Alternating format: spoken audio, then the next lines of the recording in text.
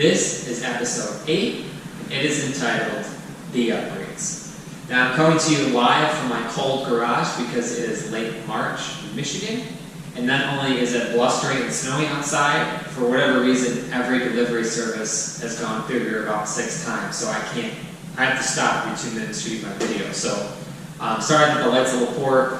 I am no YouTube professional, as I'm sure you're well aware. So, before we start talking about the upgrades that I've made to my Audi RS4, I'd like to talk a bit about what I think are the great eras in automobile history. Eras where engineers seem to have free reign, free budget, and not only were they free to do whatever they wanted, they seemed to be having fun doing it.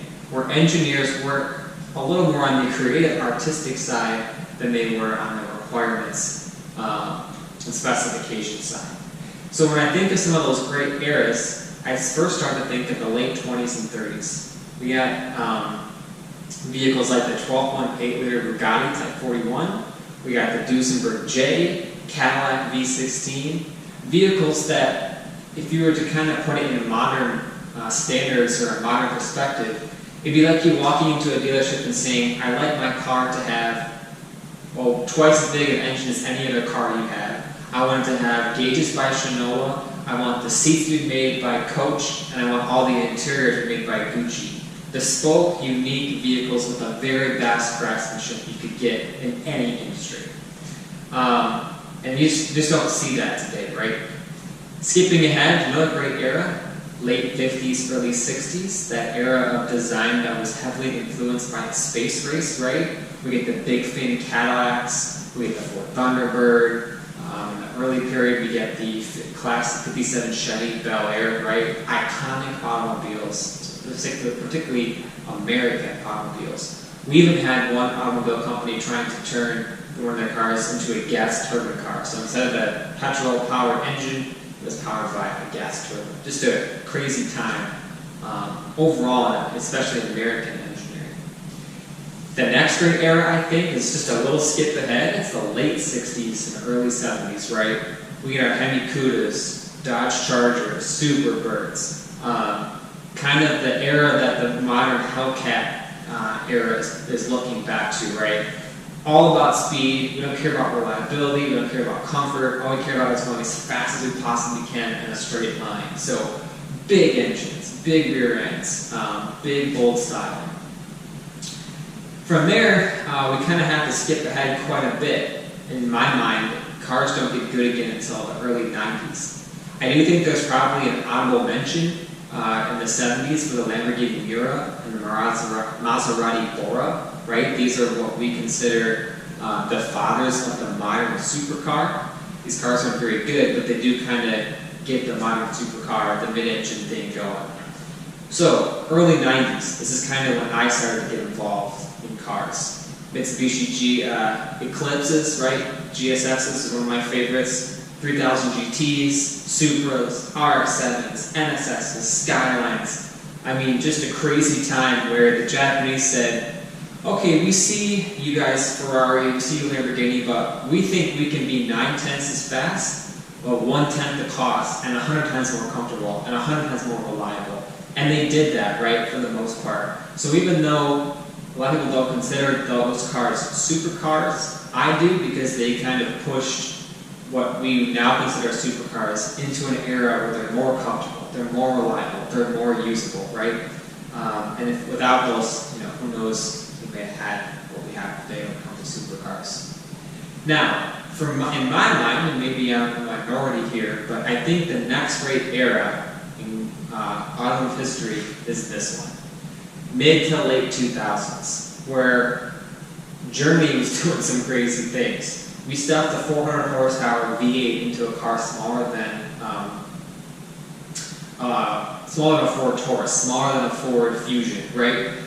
Audi did it, Mercedes did it, BMW did it. They were also shoving V10s into D-segment cars, right, with the E60 M5, the C7 RS6. Volkswagen had a W8 engine out there, and the Passat had a W12. They had a V10 that had an ungodly amount of torque.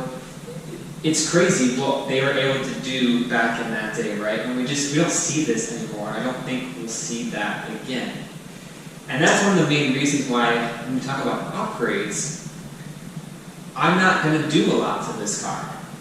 Because I really want to experience this car, how it felt in 2008. If I wanted something faster, or more modern, or more techy, then I just would have bought that, and in the past I have. But I really wanted to experience this now, because I think this is an era of cars that we won't see again, and with all the hybridization and electrification, we probably won't ever see something like this again.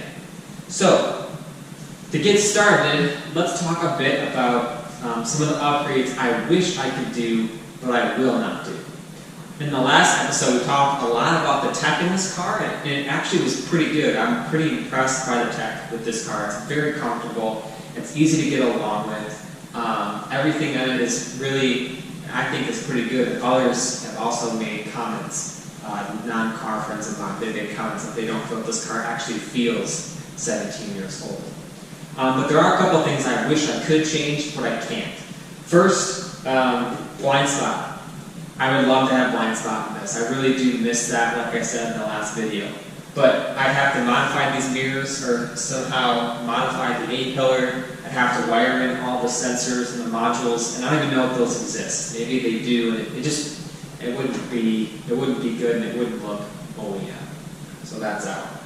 Number two, I mentioned I really wish I could be hands-free entry, right? Key in the pocket, walk up. But again, I'd have to redo the door handles, the new modules, new wiring.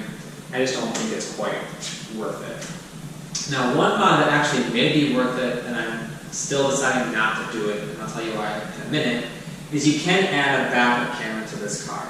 I've seen videos with the Avants. There's a kit, and it's all OEM parts. You kind of pull the license plate lights out, and there's a whole new bracket system and wire, and you can wire a backup camera into this car. I'm assuming it's the same parts for the sedan version. I haven't looked into it. But the reason I'm not doing that is, and maybe it's kind of silly, I'm not sure. I have to recall the radio to be in Lamborghini mode. And so every time I start the car, Lamborghini would come up and not Audi. And to be honest, I didn't want to do that. So those are the mods that I definitely am not going to do. Let me talk to you about 3 mods, very small ones, and one's not even really a mod, that I did decide to do.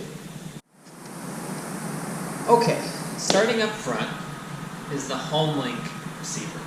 Behind this bumper skin is the transmitter that talks to your garage door or other devices similar that allows you to activate it from inside the car without your garage door remote. Now, I spent about 2 hours when I first got this car trying to get it to talk to my garage door, and I failed because it can't. This is an older protocol that doesn't work with newer garage door openers. So what you have to do is you have to get what's called a HomeLink bridge, and it comes with a little garage door remote, and it comes with a little hockey puck sized receiver that you plug into the wall, and it translates the signal from the car to the bridge to your garage door opener. It's $30 on Amazon. It was super easy. But that is something that I had to do to get this car to work with my garage door. I don't think the range is as good as a regular remote, but it's better than carrying the remote, the actual garage door remote all the time. Okay, we are back inside the slightly warmer car that is not being pelted by a Michigan winter that will not give it up. So, upgrades inside the car. I want to talk about 3 different things that I've done, and 2 really aren't upgrades. One is, but I did want to talk a bit about them. I was pretty used to having a place to charge my phone. So number 1 is I had purchased one of these little guys off of Amazon. It's got a USB plug and a USB-C plug, and this plugs into the cigarette lighter down here at the bottom. I want to charge my phone. That's not really a modification, but it is something that I had to purchase. The second one really isn't a modification either, but it took me a while to get it right, so I want to share it here. The RNSC system has 2 slots for memory cards, and you can put music on them and play music off of those cards. The problem is first, it only reads standard definition SD cards, not the new SD, I don't know if it's HC or XC, whatever the current standard of card is, it doesn't work in the RNSE system. So you have to use the old version. Now, rumor has it that they made as big as 4 gig at one point, but you can't get 4 gigs anymore. You can only get 2 gigs. So 2 gig cards is 4 gigs. That's a decent amount of storage space. But the kicker is the system will only read MP3 files. It won't read anything else. I got a bit lucky. Most of the music I wanted to put on here, I had on my old B8 SD card, so I just copied it over to the standard definition cards. It was all in MP3. But for the other music that I wanted, I only had 2 options.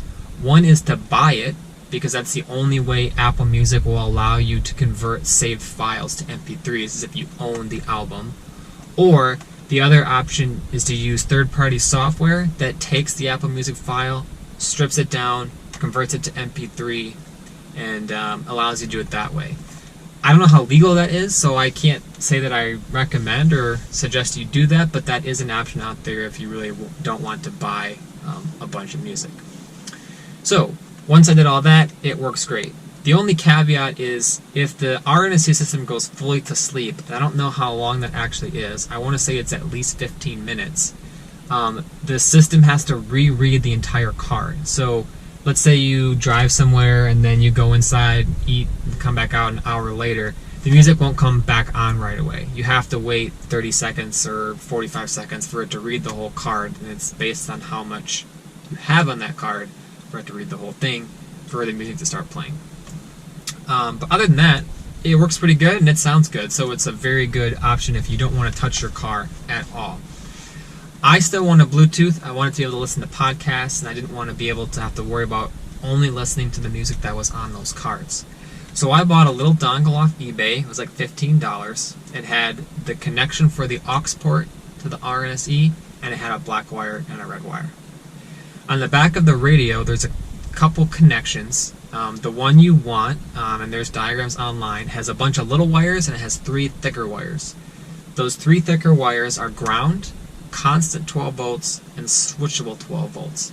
I chose the switchable 12 volts. I believe it powers, it's either an amp somewhere in the car or a subwoofer, but it only comes on when the ignition's on. So that's the one I chose. So I wired that all up, taped it together, it looks good, looks OEM, and that was the easy part, I come to find out. So in order for you to configure your RNSE to enable that aux port, because you could have, cars could come with a CD, 6 CD changer, which my car has, could come with an iPod adapter, or you can use this aux port. It has to be configured, and mine was not configured. It only had CD and SD card. So I bought one of the VCDS tools, or whatever they're called, I always get it wrong, plugged it in, tried to configure it, and my radio wouldn't take it. It would not allow me to configure it. So a couple hours of research later, I found out that older versions of the radio have an older firmware that does not allow certain configurations. So in order to remedy that, I had to spend another $29 on eBay to buy what I thought was an actual mapped disc for the radio, a navigation disc. It ended up being a copy, but I guess it's not a big deal. To upgrade the maps and the firmware of the radio to allow me to configure it to aux. So I did that. That's all good to go. Plugged the tool back in, configured it, and it works fantastic. So I'm actually really, really happy with how that ended up, even though it took me a little longer than I was hoping, and also the quality of the streaming. It's very good. So those are the upgrades I've made to this car. They're not really that big a deal, nothing earth-shattering.